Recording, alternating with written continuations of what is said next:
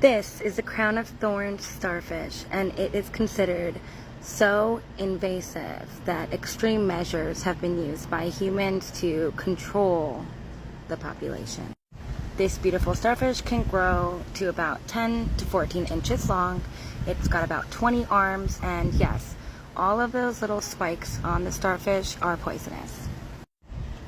This starfish was first discovered and named in 1758. As you can see there, it does have a wide distribution in the Indo-Pacific region, usually very common around the coast of Australia, but it has also been found in the Red Sea, East African coast, the Indian Oceans, and even Central America.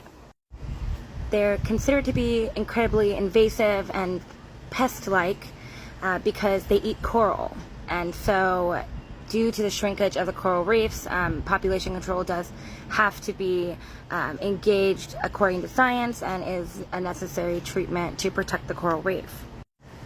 I found it incredibly interesting that when the starfish is removed from water, because it can be found at a depth of about 0 to 30 meters, but it has been seen as far down as 200 meters, but when it's pulled out of water, all of the body fluid leaks out, the body completely collapses and flattens.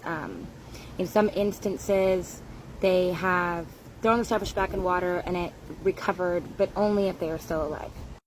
Let's get our map. As you see on our trusty map, they live at about the range that recreational scuba divers can scuba dive. But again, they have been seen as far down as 200 meters, and that is almost roughly the size of the Eiffel Tower. The way that divers are removing this species from the water and trying to maintain population control is considered to be labor intensive. Manual removal has been successful. They do inject them with a substance which you can read up there, and they can actually unalive up to 120 per hour per diver. They did attempt to dismember, but they weren't able to get as many, and we're leaving it there. Throwing in just that bottom piece as well, read that. They were trying to bury them, and that was just too difficult on the diver.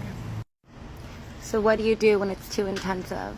Well, they created a starfish unaliving robot called Hotspot. So what do you think? How do you feel? If you visited Australia or you live there, have you ever seen one? Tell us about them. As always, follow for more. You can just click me and click follow. It's phenomenal. I'm phenomenal. You're phenomenal. And hit that like button and hit favorite and comment and share. Yeah, comment. I want to talk to you guys. What do you think?